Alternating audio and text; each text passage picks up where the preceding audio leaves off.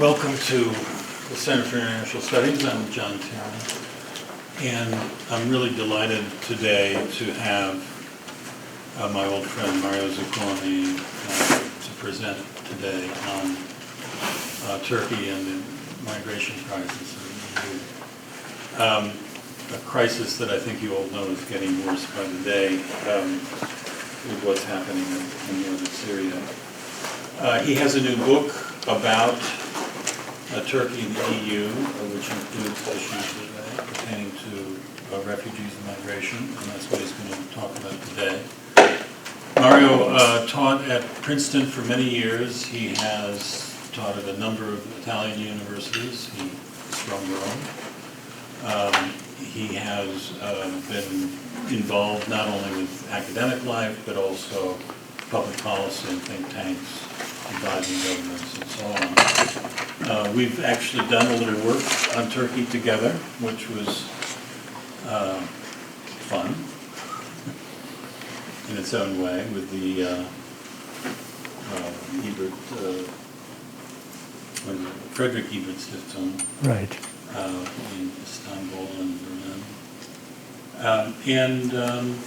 I think we share a lot about Turkey, but he has really focused on this for many years, and I think he really brings a very knowledgeable perspective to these very complex issues.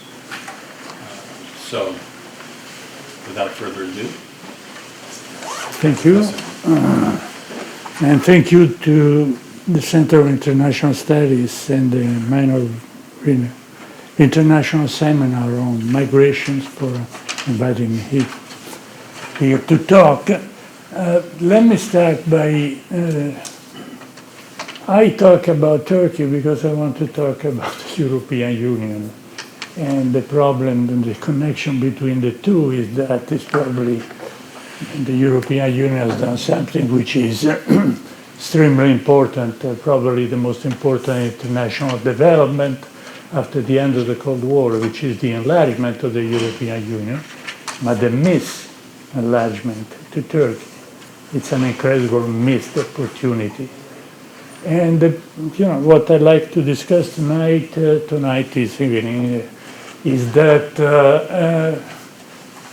we can at least an hypothesis that what's going on now in that part of the world, and south of Turkey especially, this tragic situation in Syria, and it's very possible to think that had Turkey continue on the way to be part of the European Union, we would not be in the situation in which we are today. And this is extremely sad, of course. Let me start by reminding you that Nicolas Sarkozy has, just before he was president, as a candidate to the presidency in France, once declared in 2007, declared that it was, of course, first opposition by Sarkozy to Turkey into the European Union, and he justified that by stressing that he could not tell French students that Europe's borders lie along Syria and Iraq. Unfortunately, for Sarkozy, a few years after that, it was Iraq and Syria who were at the borders of Europe, dressed like refugees. Okay, and that is the situation that we have today. As I said, and Turkey is playing a role. It's playing a role of containing this massive flow of refugees towards Europe, and probably could have played a much bigger role, okay, for these people who are fleeing conflict and instability. The flow of migrants from east and southeast of the Mediterranean that we have in the last decade, it was, we say, biblical proportions. It had an extraordinary impact on the politics of the European Union countries, absolutely changed the politics of the European Union countries. changed the relevance of different international actors, both in Europe and in the Middle Eastern and North African region, changed the hierarchy of the agenda of political parties, of course, bringing to a major expansion of right-wing xenophobic, nationalist xenophobic parties.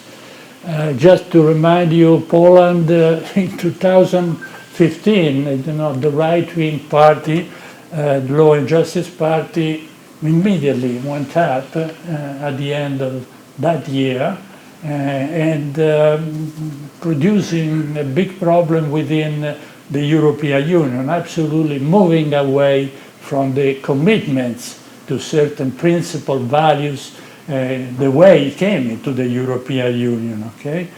Austria, Freedom Party, doubled its votes because of 2015. The same thing happened in Germany, in France. In Italy, we had the Northern League of Matteo Salvini, who went from being, around 10, 11, 9% to 34% suddenly because of the situation. Even the Brexit campaign in the UK was full of xenophobic rhetoric about immigrants. The academic literature has found that the anti-immigrants vote is proportional to media coverage of immigration-related topics. The same literature has established a correlation between the public's attitude towards migrants and the perception of economic condition in a country, has established a relationship between increase in immigration and absence from ballot, low participation in ballots, protest vote, and blank ballots in Europe. Okay? The problem is that the migrants are very visible, okay? And so offer that simplified explanation for difficulties that different countries, most of Europe, let me remind you, we are talking about 2015, and is the moment in which Europe was just recovering from the Great Recession that started in 2008, and this slowdown of economic growth that we still have, okay, in Europe. Facing this migration tide of 2015, Angela Merkel said, we will manage, but she paid a terrible political price because of that. Okay? For the far right, the migrants became the key issue around which to mobilize public opinion. Expansions of the far right, of course, meant shrinking left. And somebody like Matteo Salvini, interviewed recently, 2 weeks ago, by an Israeli newspaper, related recent episodes of anti-Semitism in Europe to the arrival of migrants from Muslim countries. I mean, it's become very easy to take the migrants, especially if Muslim countries, as a scapegoat, okay? A complex, very complex situation. Even more terrible for Europe, I mean, for what Europe has come to be, which is, 26 countries where you don't have borders anymore, is that borders are being reestablished, okay? Between France and Italy, between Italy and Germany and Austria, okay, and increasingly in different places. Then, the European Union and the Commission tried to do something like an agreement for relocation of migrants in 2017, but after the agreement, that was rejected by 7, 8 different countries. Of course, Austria is always there, but most of the Eastern European new members of the European Union. Also, the anti-migrants position is connected and is very bad with Euroscepticism, okay? Matteo Salvini in Italy is very ambiguous, but said, we'll do like England, okay? If they don't behave in Brussels, we leave the European Union. Okay, why all this problem? Most intensive movement I'm talking about came from the broader Middle East. The conflict in Syria caused the displacement of half the population of the beginning of the war that used to be 22 million people. Half the population. Half of those displaced people had moved abroad, which is an incredible phenomenon. Only what's going on in this moment, in this very moment, in the province of Idlib in Syria, has produced between 1 million and 1.5 million of displaced people. And 1.5 million is exactly half the population of the province. It's incredible the dimension of this problem. Okay? And even more, the problem is that about 1/3 of that 1.5 million, it's on the fence with Turkey. They're camping, hoping to find a way of escaping a tragedy. The region, south of Turkey, and Eastern Turkey has turned at this point, gradually turned into the most unstable and rife with conflict in the world. Turkey has been among the causes before being part of the solution, as far as Europe is concerned, among the problems producing all this situation. Only months ago, at the end of 2019, Ankara decided to invade northern Syria with the declared objective of resettling their 2 million people, but also because Turkey has an old problem, which is the big preoccupation that there is an independent entity with the Kurdish ethnic population, be that the Turks, of Syrian, or Iraqis, etc. And that has produced, of course, a huge problem also of international law. Ankara, you don't have probably to say very much on this. This conflict in Syria has brought into the game of what's going on in the Middle East, again Russia, Iran, that was, yes, influential, but influential through part of the Islamic world in places like Iraq, has found an opportunity to move all the way, especially in the Syrian situation. In other words, we have a very complicated situation.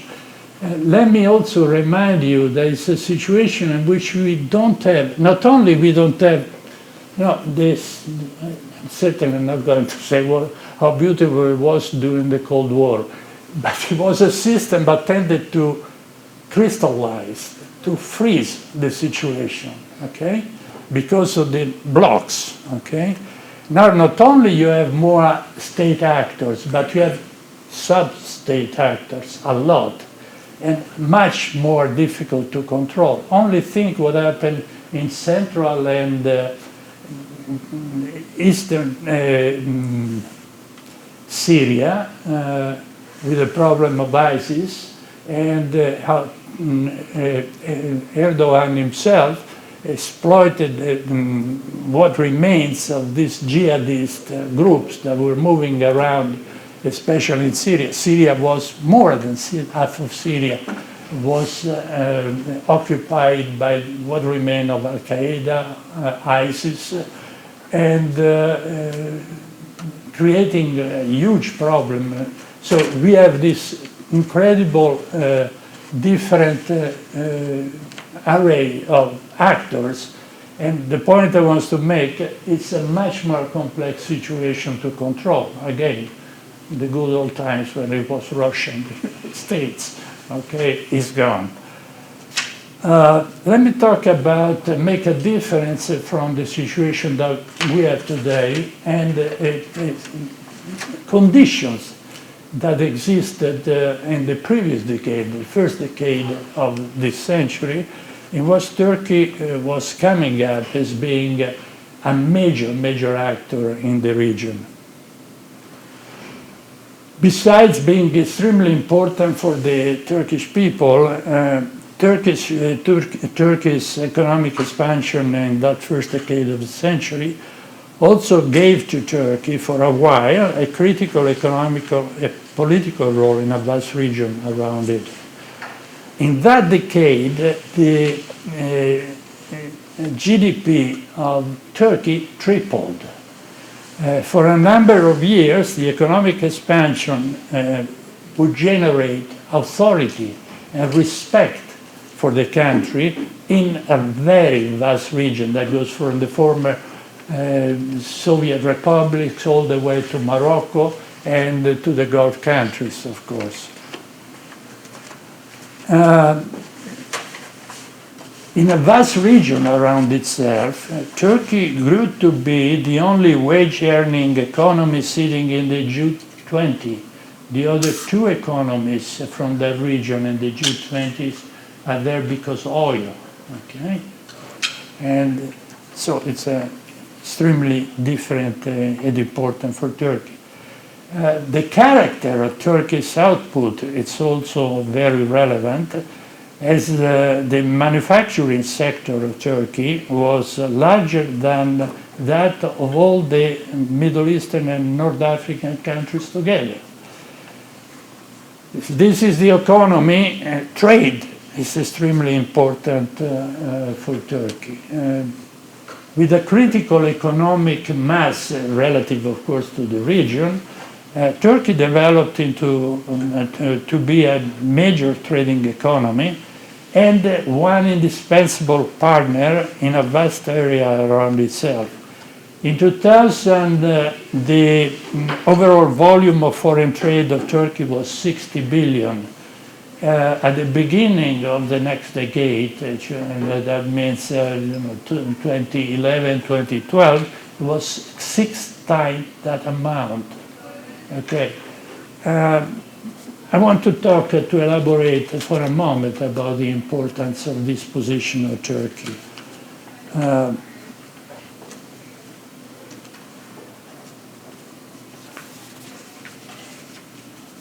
The great expansion of trade of Turkey, of course, Turkey traditionally, the trading partners of Turkey are the European countries, Germany #1. But this trade expansion was towards the region. And so it's very important for the influence that Turkey developed in that region.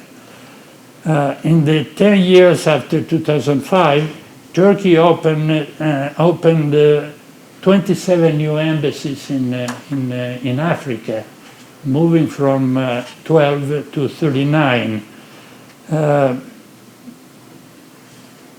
Can give you very quickly some example. Trade with other neighbors grew enormously, 7, 6, and 5 times with Romania, Bulgaria, and Greece, 5 times with Georgia and Egypt, 3 times with Israel, 2.5 times with Syria, etc., etc. I mean, it's a multiplication of the amount of the trade with this country that took place in that decade.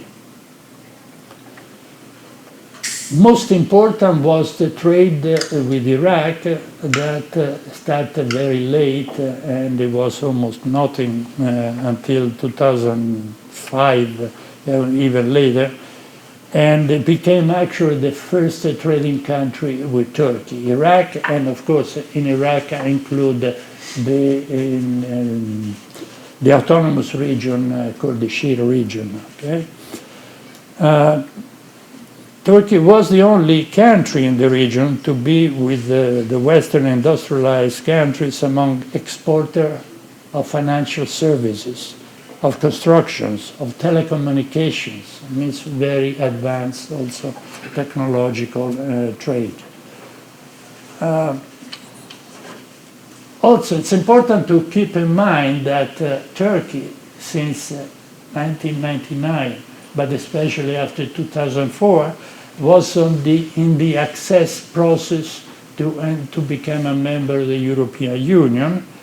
And this gradual adoption of rules and standards of the European Union guaranteed the trustworthiness of Turkey as a partner. Academic studies support the positive correlation between trade and peaceful relations when trade becomes very intense. More trade between two states reduces the possibility of militarized disputes, as the growing interaction between the two countries mobilizes interest groups and brings into the foreign policy decision-making of a country multiple non-state actors. So the foreign policy making becomes much more complicated. And so in the end, the position that Turkey acquired because of its economy had a very strong transformative impact.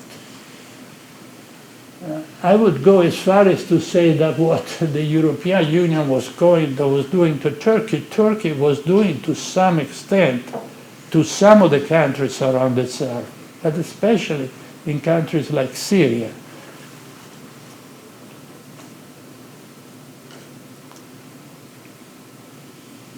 We can even say that Turkey, for a while, looked like it was a game changer in the region politics because of its economic capabilities. Securing economic growth is a major component of the policymakers, what Huntington here at Harvard called performance legitimacy. And that is for everybody, not only in democracies, but also for autocrats, okay? And as trade becomes the crucial condition for that growth and a main factor shaping a country's external relations, of course, has an impact also on the domestic politics of different actors.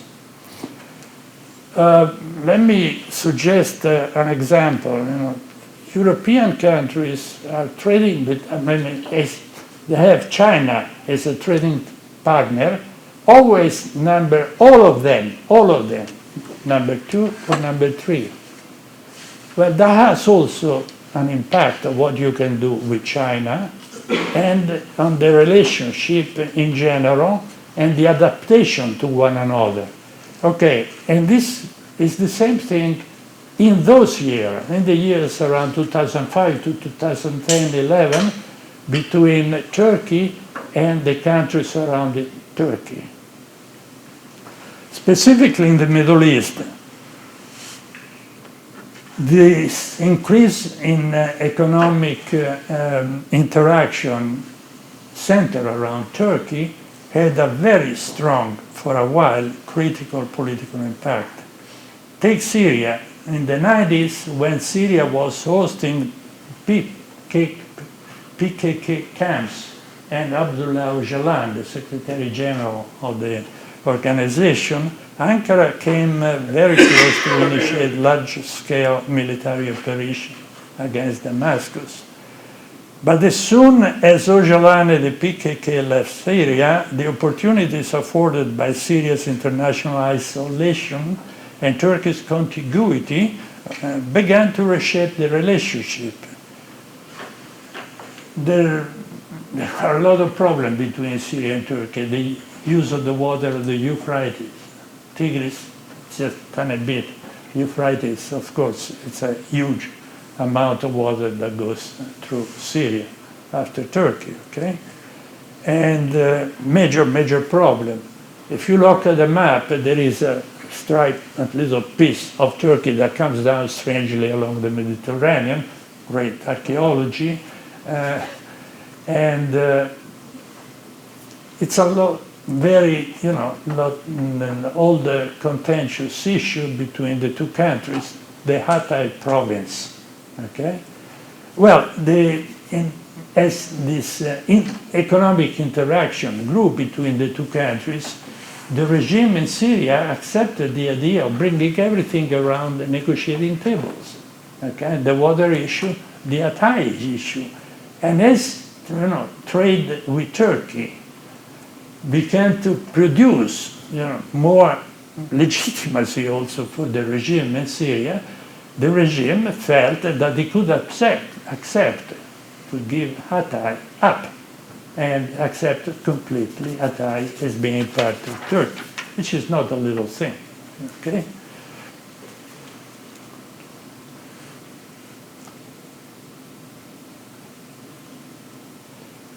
Turkey's trade with other countries push other countries similarly to compartmentalize the interaction with Ankara.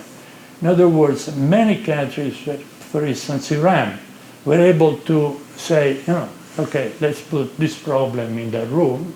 Okay, meanwhile, agreements after agreements about trade. The interesting case, of course, is Israel, more interesting than every other case. Even after the May 2010 maybe Marmara incident with the killing of the Turkish sailors, bilateral trade expanded by 50% in 2 years. In 2013, the growing importance of the political and economic cooperation with Ankara made Prime Minister Netanyahu follow US President Barack Obama's advice and apologize on the phone with Erdogan about the loss of Turkish life in that incident. Netanyahu didn't like the idea, and it was Obama who put the telephone in his hands, literally, and he called Erdogan. The Syria case also illustrates the way in which trade expansion impacted on the very evolution of Turkey's domestic politics. Before 2011, the two countries were reframing the relations in trading and diplomatic terms. It was the growth of commerce between Aleppo and Gaziantep, poor Aleppo, okay, when it was still a city, and Gaziantep just inside Turkey. Gaziantep growing suddenly in 2 or 3 years to 2 million people, huge metropolis, and the building of a highway between the two cities. Gaziantep in Turkey has been a center of industrial production for Syria, okay? And it was the political pressure and actual lobbying from the Anatolian entrepreneurs and merchants that pushed Ankara to take a series of liberalizing steps and to finally sign the 2009 free trade and visa-free travel agreements with its neighbors, with Syria. Okay. By 2010, Turkey had established free trade agreement with 15 countries, in addition to customs union with the European Union, before with the European Economic Community, and the EFTA countries, meaning countries north of the European Union. Between 2003 and 2010, Turkey also signed visa-free travel agreements, visa border status agreement with some 30 countries, including most of its neighbors. There's a lot to talk about, but let me make a point. I mean, the politically transformative impact of that interaction reached even deeper.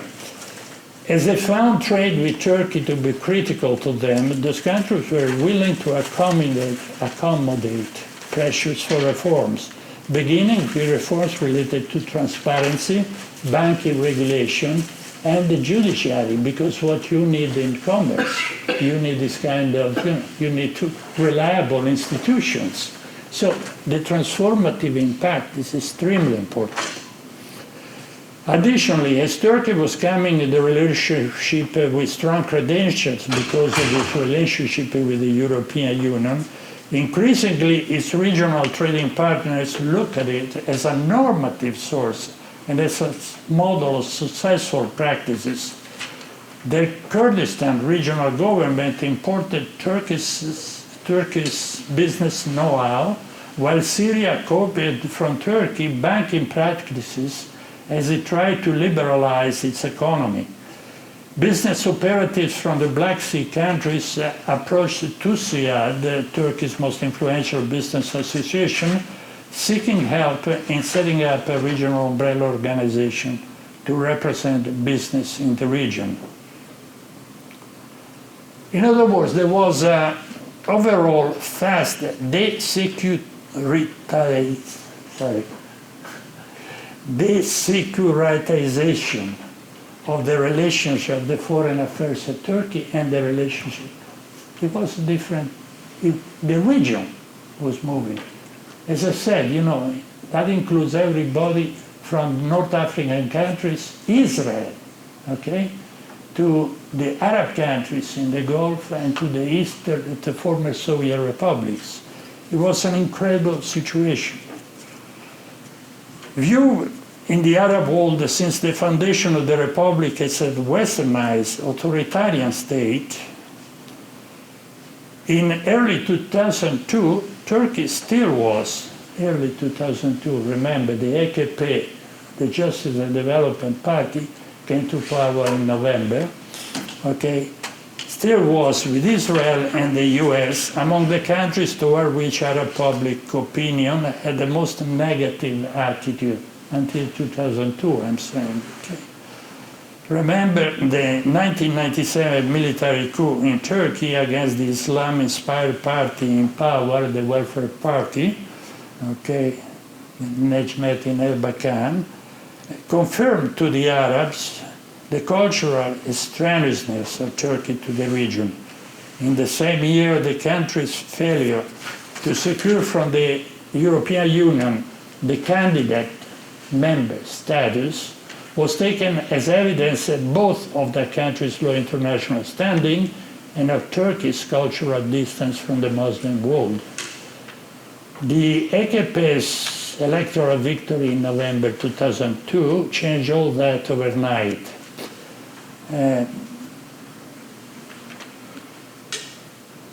When in March 1st, 2003, Ankara's National Assembly voted against allowing the US to invade Iraq from Turkey, influential Arab commentators reacted enthusiastically.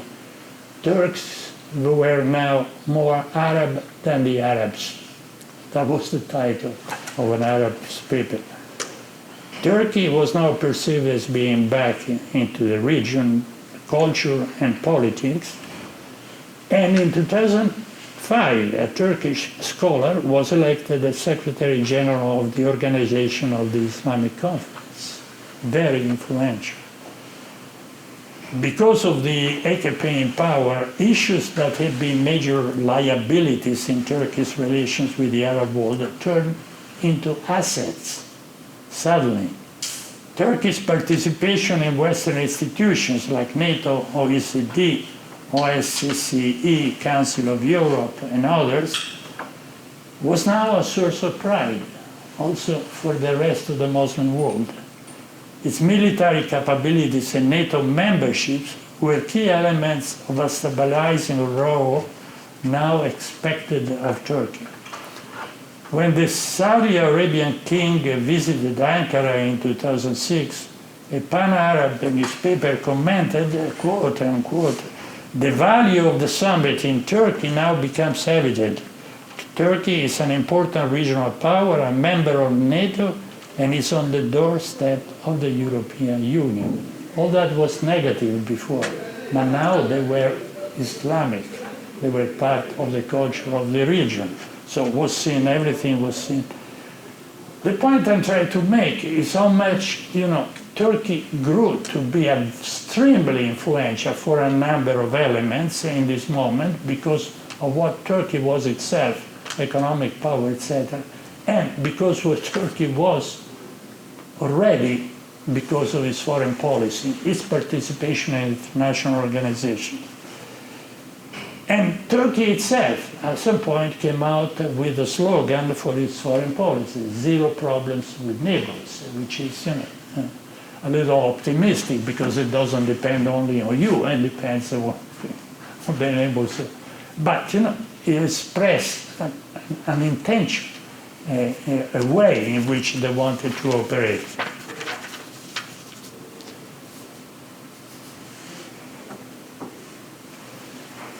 So, for a number of years, Turkey's trade center influence was a key factor in the evolution of a vast region, international interaction and politics.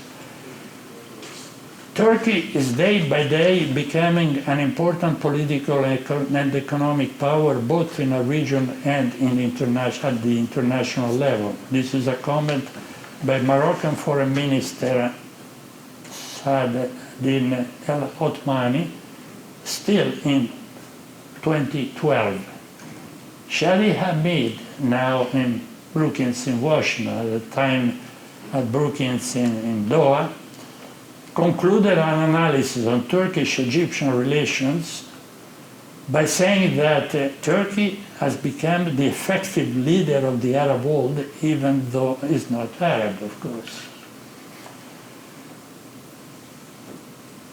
When Turkey started to have a huge problem with Israel again because of the Novi Marmara, but also because of Erdogan walking away from a debate, you may remember, with Israeli President Shimon Peres at Davos in January 2009, okay, that only, of course, increased the appreciation of what Turkey was in the Arab world, okay? But before that, even the relationship with Israel was appreciated in the Arab world because they expected Turkey actually to take up the role that the United States was not performing anymore of bringing peace between Israel and the Palestinians. So what I'm saying that there were incredible expectations about the importance of Turkey in that moment. In 2010 and 2011, polls in Turkey indicated Erdogan as the most respected and admired world leader among the Arabs. In the surveys of the TESED Institute, the Turkish Economic and Social Studies Foundations, of the perception of Turkey in the Middle East for 2011, Turkey's foreign policy was attributed a lower level of sectarianism that most other countries included in the study. Okay? So there was a real appreciation for the way Turkey was developing, was moving, the importance of Turkey. I can give you as many details you want, but that the favorable opinion, this polls, favorable opinion of Turkey was higher for Turkey than for any other region, country in the region. It was 86 in Egypt, 81 in Jordan, 89 in Palestine, percent of the times, 89 in Saudi Arabia, and so on and so forth.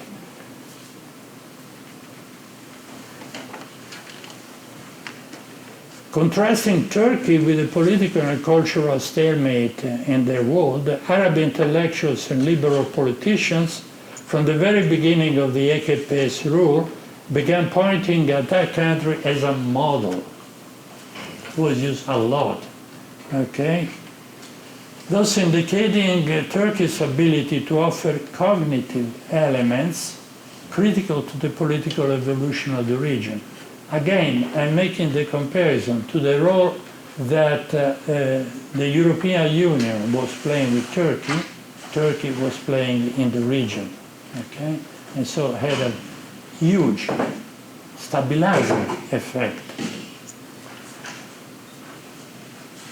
Those intellectuals and politicians were pointing to Turkey's democratic character to explain its economic success and foreign policy achievements.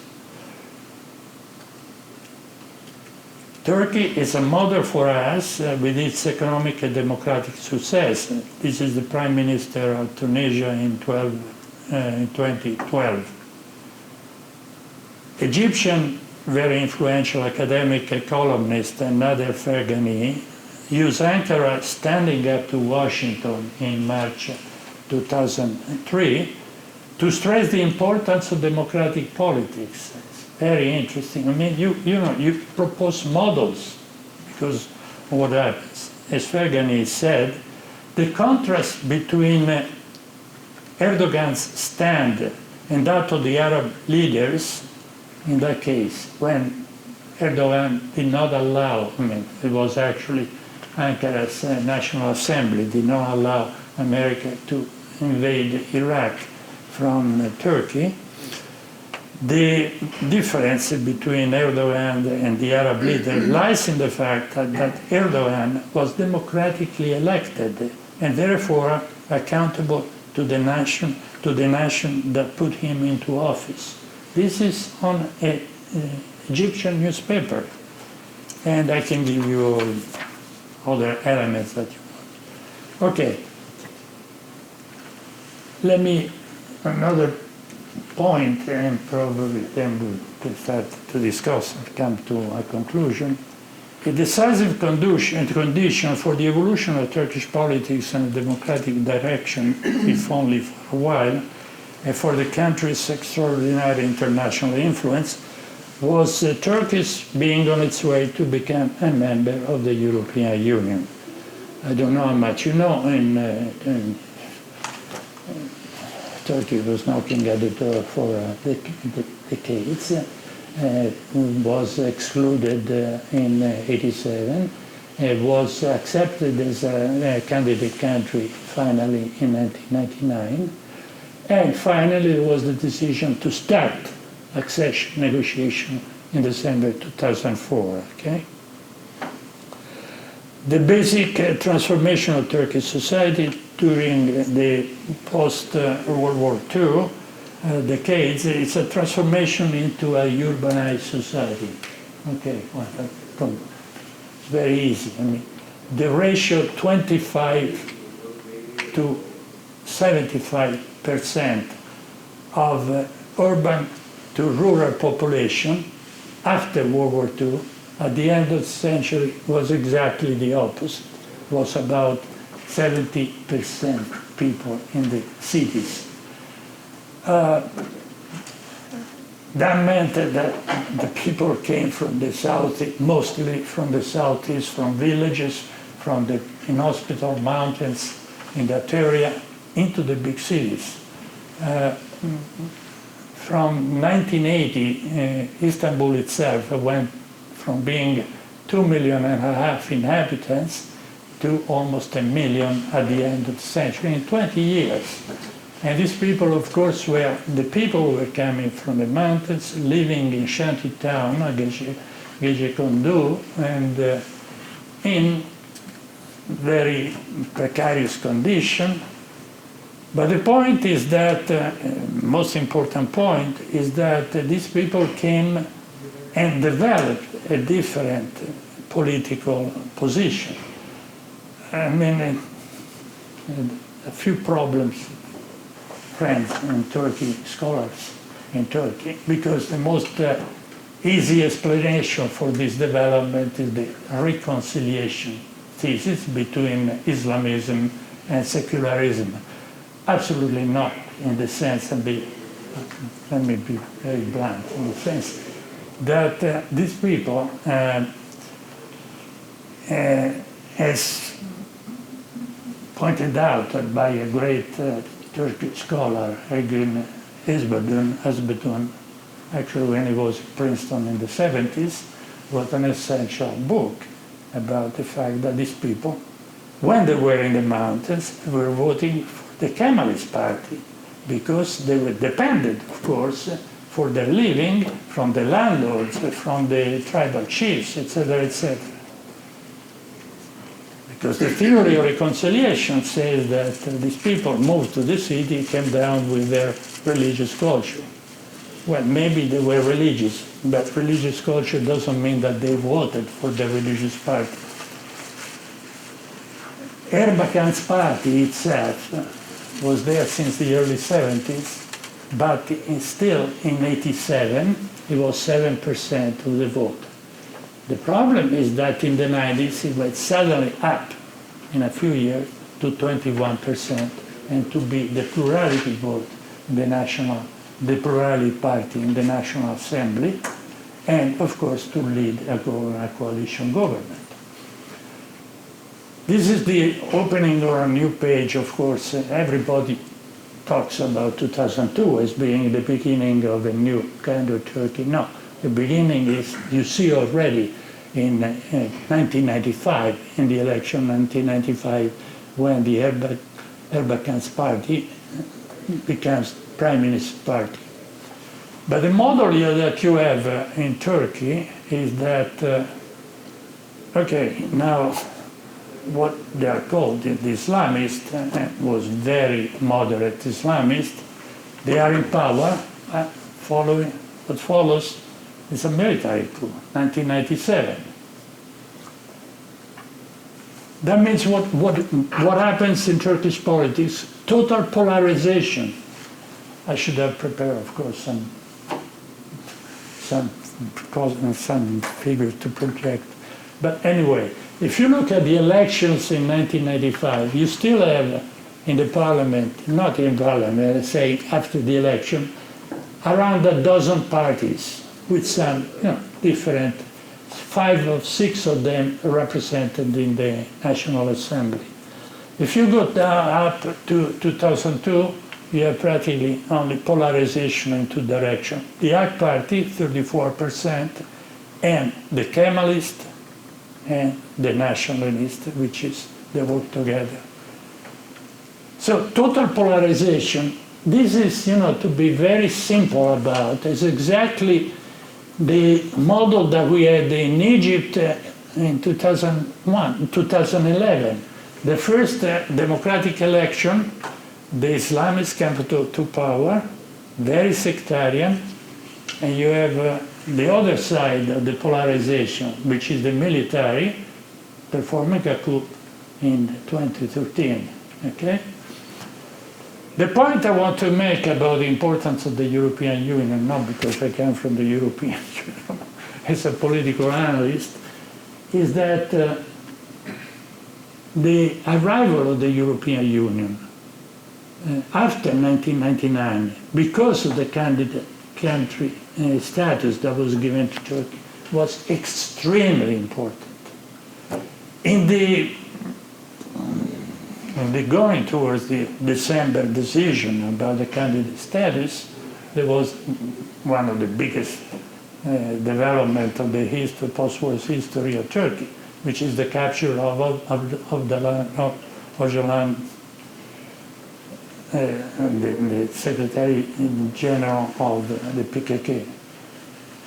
And of course, they expected to hang him right away, trial him in the State Security Court.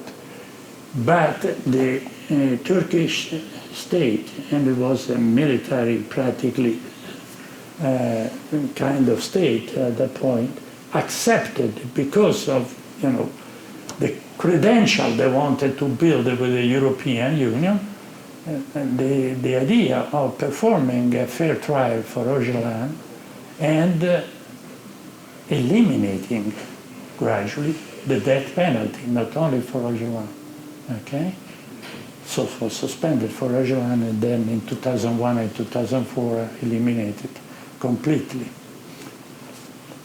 The point I want to make is that thanks because, let's say, to another development, fairly tragic actually, so it's no thanks to it, in 2001, there was a very deep economic crisis. Okay? Just to give you one element, Turkish lira losing 50% in a few months against the dollar. Okay? There was a dramatic drop of credibility, of legitimacy of the ruling classes.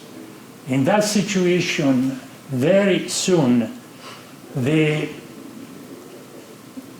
European Union became what I called in my book a substitute, a surrogate authority.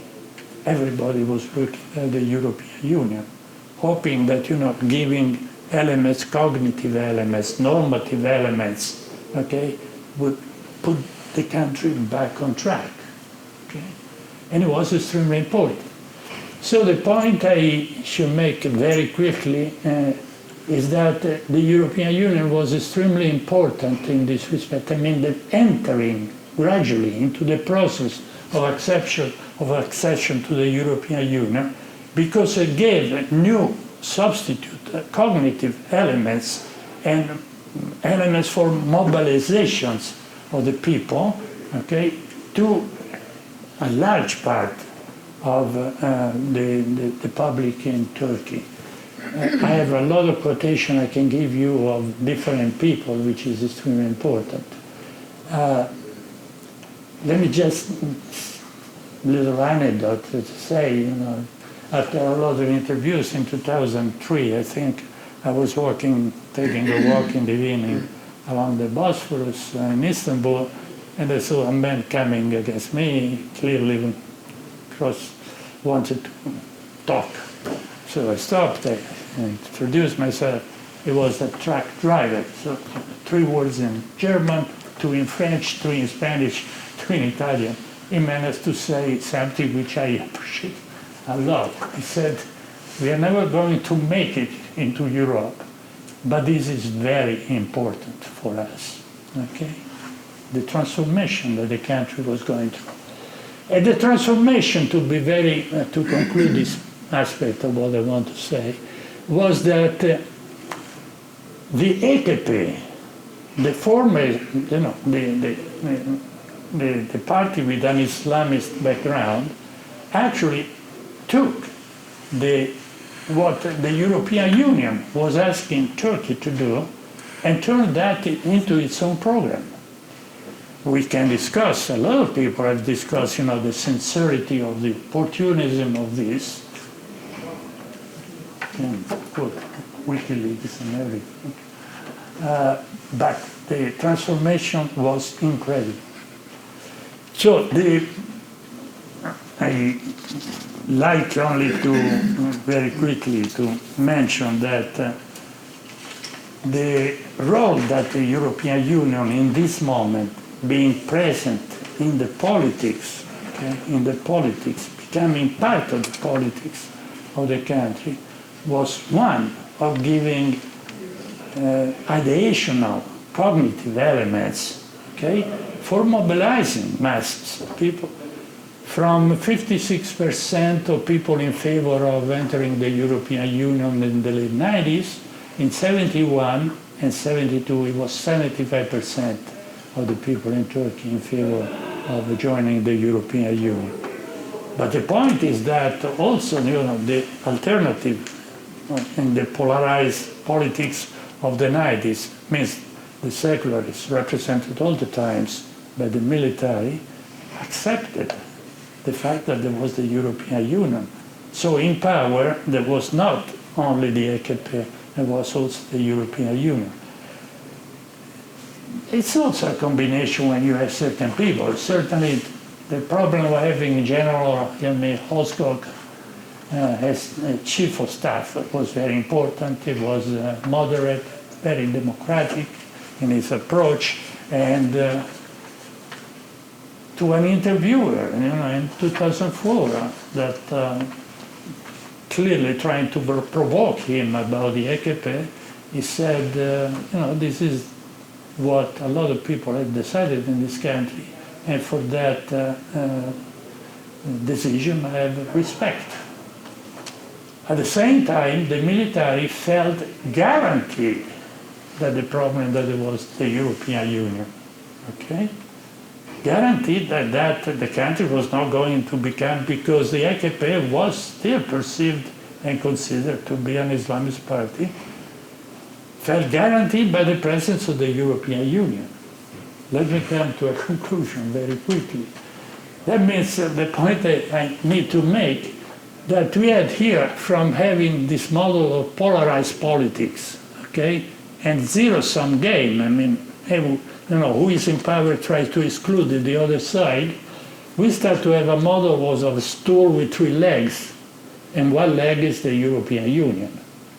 Okay, let's come very quickly to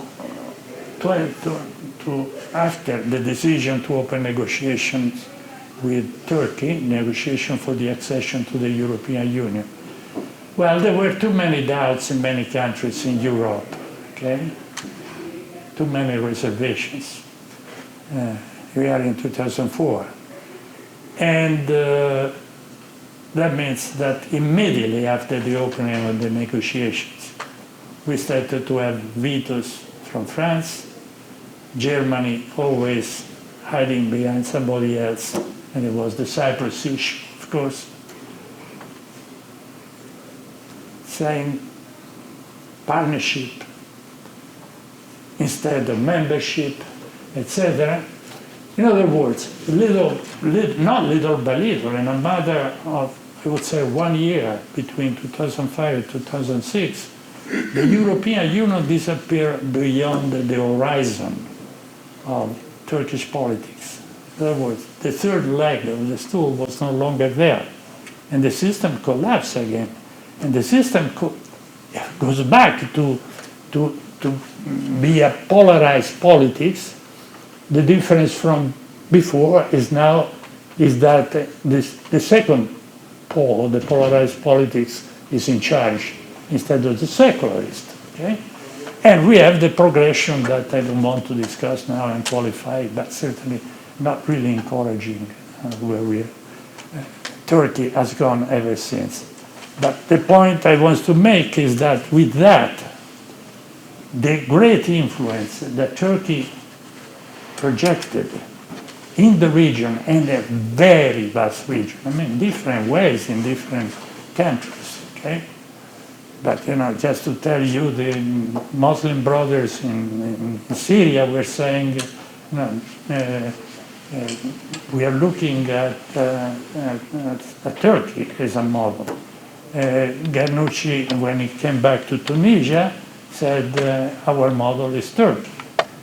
Ghannouchi himself, of course, in 1213, was to say, we renounce the majoritarian model of Turkey and other countries, because Turkey was, of course, moving in that direction.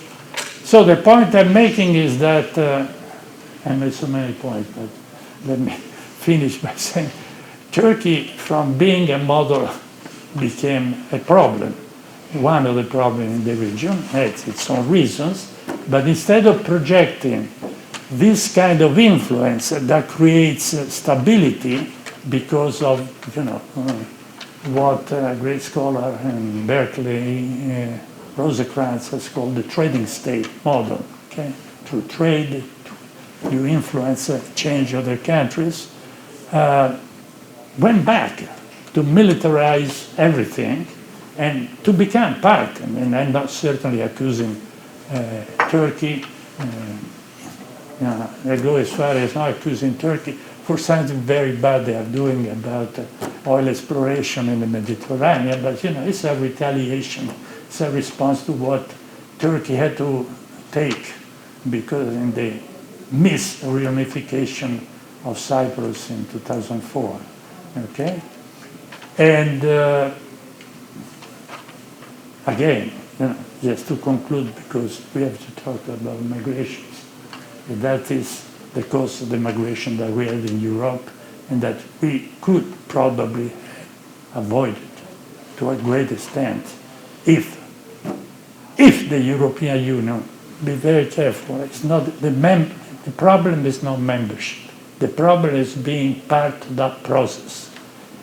Macron recently vetoed the opening of negotiations with North Macedonia. He's very right that we need to reform everything all the time, so that's life, okay? Especially the process of enlargement. In my view, it was very wrong to say veto to the opening, because that means that the screen becomes blank. And in North Macedonia, the model is we are Europeans right here. Below that level, we are Macedonians or Albanians. And the two communities were on each other's neck in the early 2000s, okay? So polarized politics is what European Union was good at overcoming and transforming a country and making the country, because of the importance, geopolitical importance of Turkey, a great actor. Let me say, another problem with the European enlargement, it sounds like Europe is doing a favor to the people who want to come into Europe. You are not doing a favor. You are creating a situation which is very convenient for you, very important, extremely important. And this is what we have, the world that we have today. And again, let's go back from where we start. The problem of migration is being issue number one in European politics in this moment. That's all the title is talking. Thank you. What about Turkey's negotiation with the EU, though, about refugees? That seems to be the crux of... Right. No. The negotiations is an agreement that was reached because of 2015 in 2016, and that the Europeans care about that enormously, okay? Because this problem... Imagine that we have only one arrangement among European Union, which is everything, all the processing of the so-called illegal migrants should be done in the point of arrival. Poor Italy, okay? Poor Hungary, okay? So that creates an enormous tension, okay? France closed the border after Genoa, and you go down to Marseille, and changed the life of the European Union. So Turkey moved from being a candidate country like it was in 2005 in being a very important partner. Partner in what? Partner in keeping the economists at the time of doing Europe's dirty work, okay? Of keeping the migrants there. And it's extremely important to the European Union. Can we go back to rebuild something more important, more profound? I don't think. I think we really lost it because we created. We were so... That's the reason my title was Turkey plus minus the European Union, because plus the European Union was going very well. But not because, because of the European Union, because of the importance of Turkey as a geopolitical central kind of entity. Turkey minus the European Union went to be this semi-authoritarian state that is today, and we certainly miss another Turkey in this moment.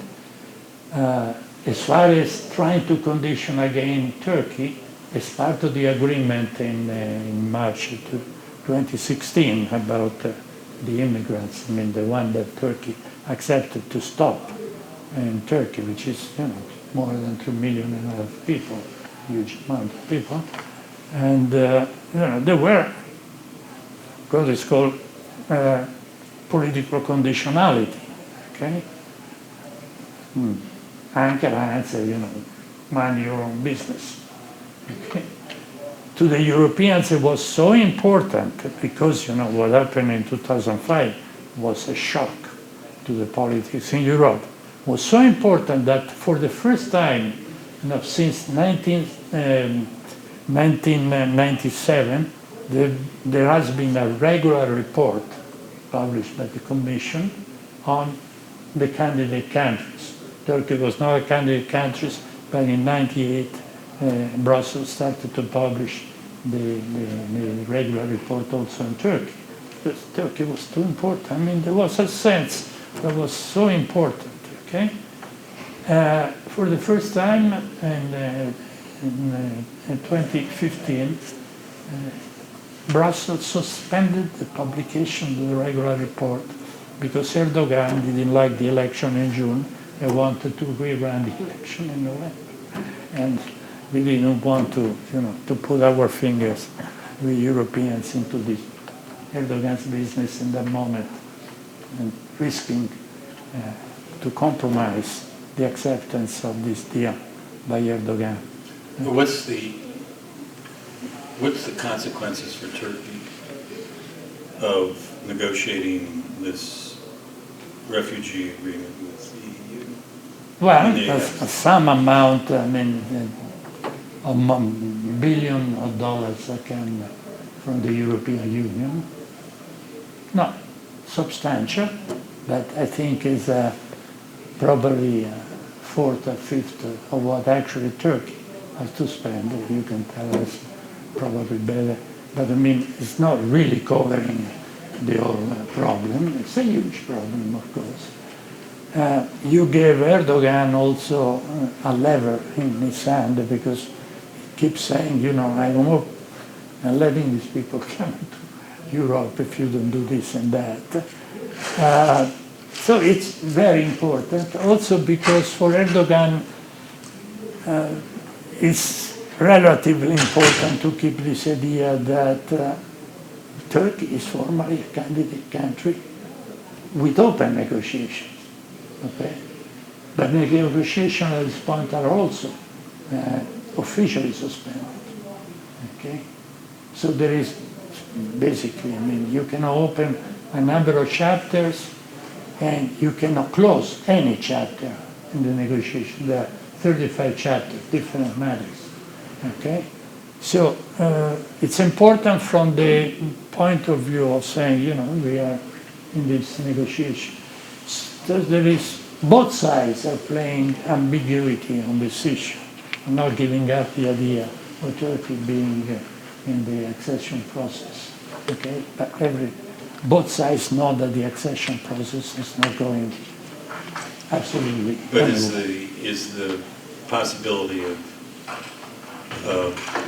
Turkey essentially facilitating movement of people into Europe leverage? Why isn't it a stronger lever for the accession process? Well, that would be too much if you try to use that as leverage. No. And they're not?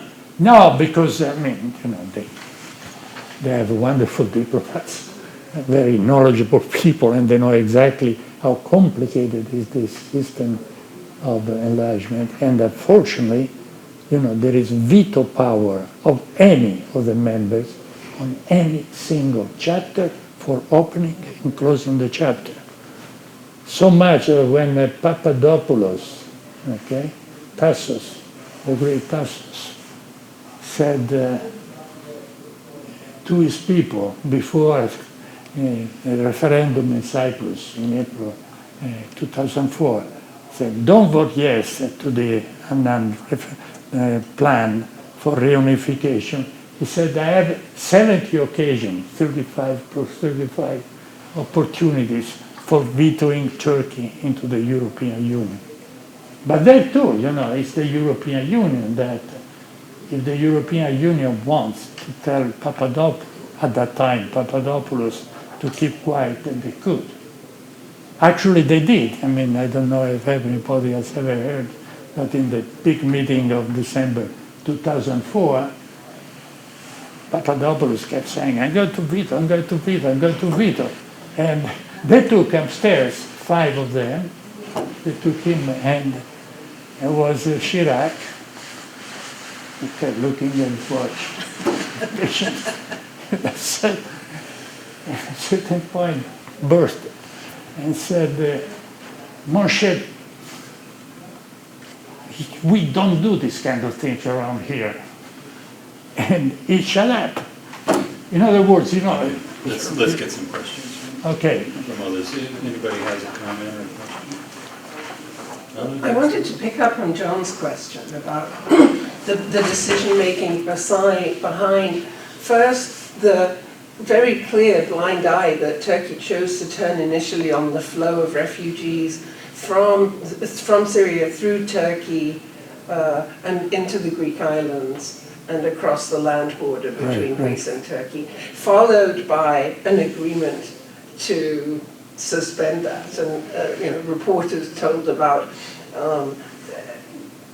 rubber boats being loaded with impunity on beaches, followed by suddenly patrols showed up, life jackets being fabricated that were not going to save anyone's life, they would drown them, followed by a stop to that.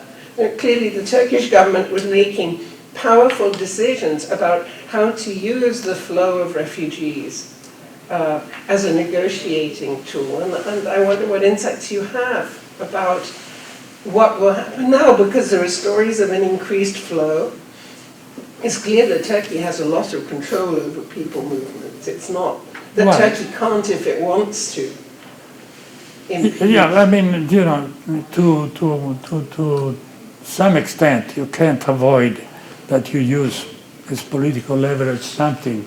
But certainly, the agreement of March 2016 was something that the Europeans care a lot of because of the trauma of the year before that actually lasted the first 3-4 months of 2016. People, I don't know in this country, but I mean,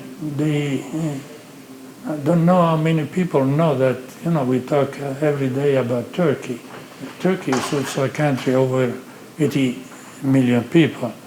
And in proportion, if you go to Jordan and to Lebanon, Lebanon is a tiny country, has almost 1.5 million of refugees from Syria. Jordan, I mean, everybody, can make a point and asking this and that. I'm not aware of, as you were asking, that there has been really use of leverage of the refugee issues on the problem of. I think they would not dare to try, actually, because it's too delicate, the problem of enlargement to Turkey. Okay?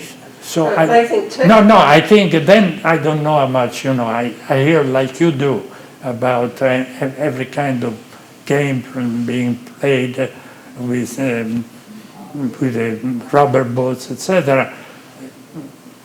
I know that we have a little island in Italy which is below Tunis, in parallel, and the arrival it's an island of 5,000 people. The arrival of these people with these rubber boats, with usually tiny outboard engines, because they expect to be rescued as soon as they leave the coast of Libya. It's an incredible situation. I mean, there is a huge humanitarian problem. Matteo Salvini, the right-wing league in Italy, for 10 months, 11 months, he was the Minister of the Interiors, which is not like here. Minister of the Interiors in Italy means the police, of course, the borders, etc. It's under trial, He's in parliamentary immunity has been taken away, and it's under trial because he stopped some of these rescuing, organizations of the rubber boats outside the Italian ports. It's a huge problem. Well, in Turkey, what I was going to say is that Turkey deserves enormous credit for the million-plus refugees that it has housed, and actually I would say also for the tolerance of people who have left the camps and are working and have become part of the Turkish economy in the cities that they've moved to. Now I'm concerned about what lies behind the decision not to admit the latest stream of refugees who are camped on the border. But per capita, Turkey clearly has fewer refugees than either Lebanon or Jordan. But still, the absolute numbers are enormous.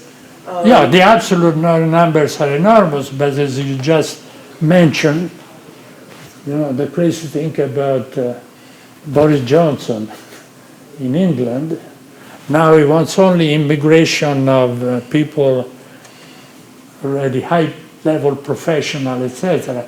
And you read the Financial Times, and the Financial Times says it's exactly what we don't need. We need low-skilled people, and it's what we are missing. So the Syrians are playing, I understand that more than half, 2 million people in Turkey are in these camps, and the rest are around the country finding jobs and competing with Turks, of course. So it is a huge problem, but my point is that the new commission that we have now should try to build a general policy, because this problem of migration, the instability of the region, thanks to what the Europeans have done on missing the opportunity of that Turkey in the first decade of the century, we are going to have this situation going on for a while. We don't know for how long, but certainly, So it's going to be okay. Well, yes, so I'm a Turkish diplomat and Consul General of Turkey in Boston, so I can discuss on every point that you made like 4 hours, so it will be 100 sure. hours, so we don't have that time. No, just I can give you numbers, of course, about the refugees and the number of operations that Turkey had undertaken, the outset of the refugee crisis and what happened in the Mediterranean. And by the way, the number of Turkish embassies in Africa is 42.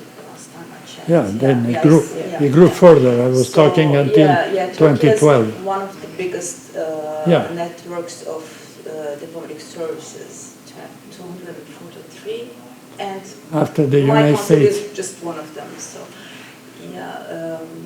I have this. I mean, I would like to, if you allow me, quench my academic curiosity. The first points that you made.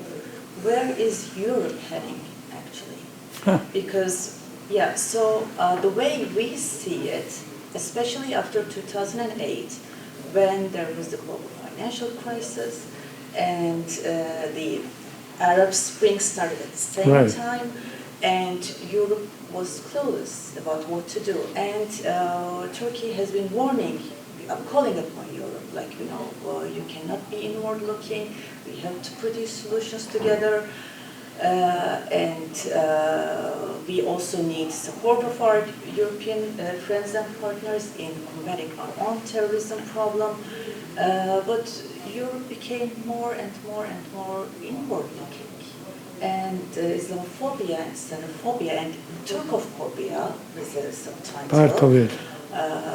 That you mentioned. And now, I'm not an EU expert, but I've heard that the Commission produced a paper called Maintaining Lifestyle Strategy or something like that. It has got, as far as I can understand, nothing to do with democratic standards. So, how relevant is EU going to be in the foreseeable future in longer term? Because the world is changing constantly. We have got all these global problems, displaced person being one of them. So how can the European Union make itself ready to confront all these problems and part of the solution rather than part of the problem? So this is my intellectual curiosity. I know everybody maybe would expect me to give some explanations about Turkey's policies. I like to I would love to, but now that I found you and you're looking at the issue from... My main concern is the European Union here, because the European Union has a lot of potentialities.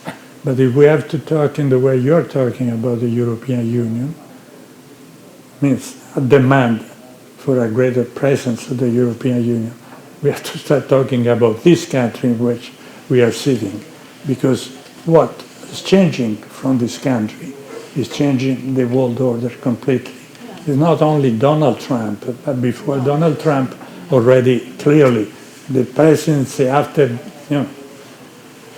after what happened in 9/11, etc., then the country started to withdraw, especially from that part of the world, and we are just realizing that. It's like, as you say, where is this building backing on, and the ground underneath is actually not there anymore.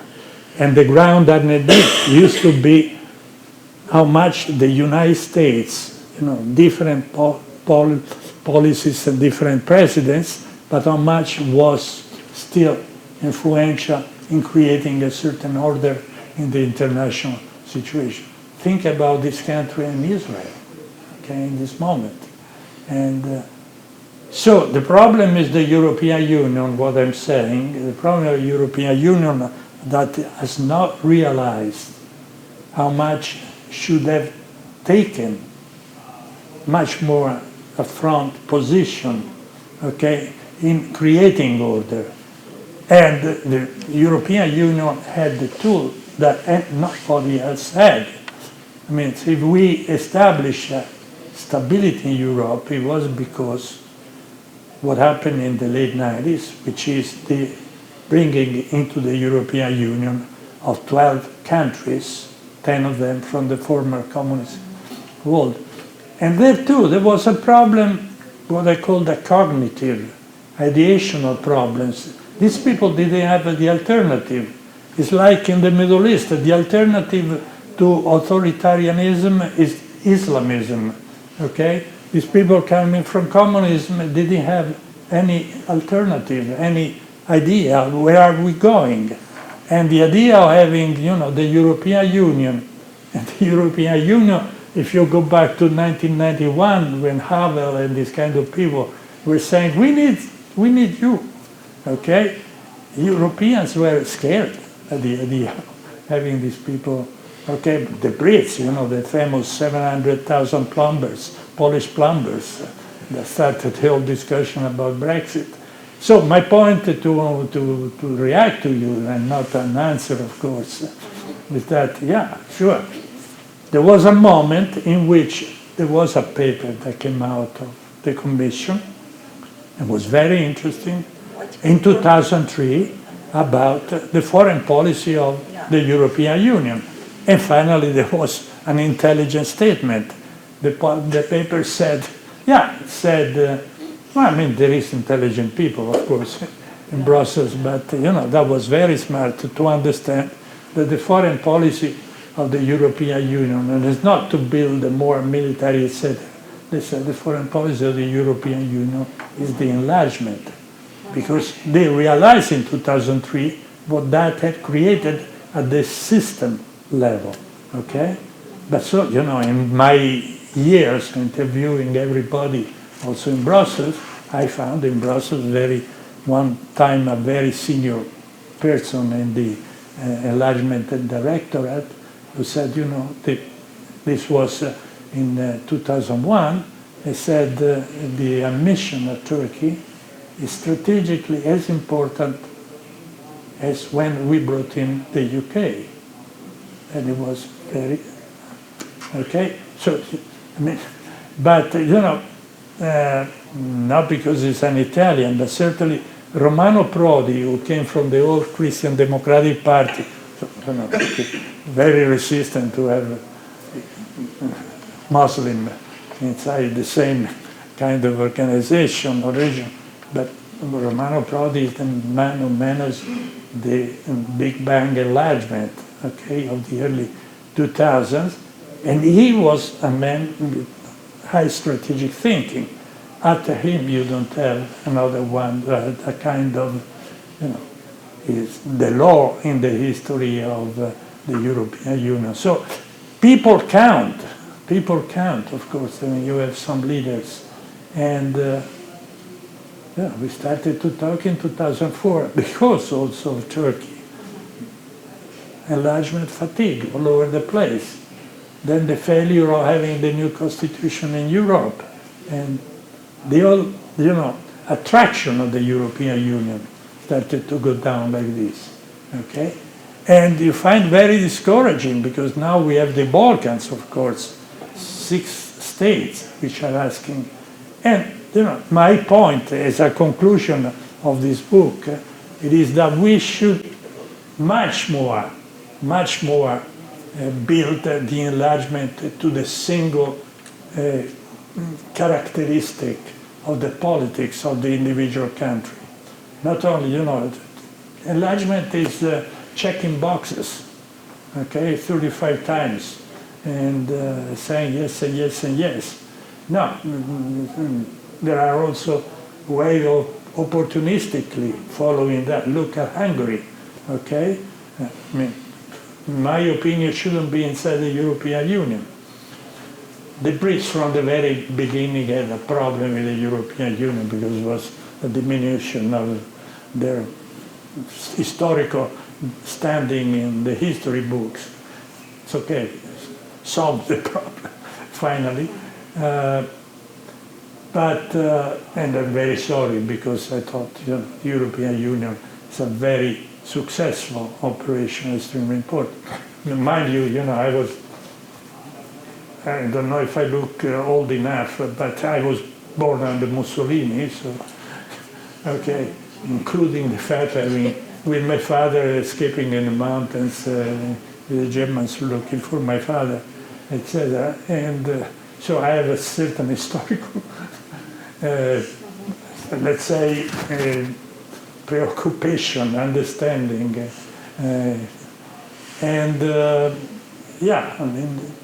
I am disappointed about the European Union that doesn't play a role at a more systematic level.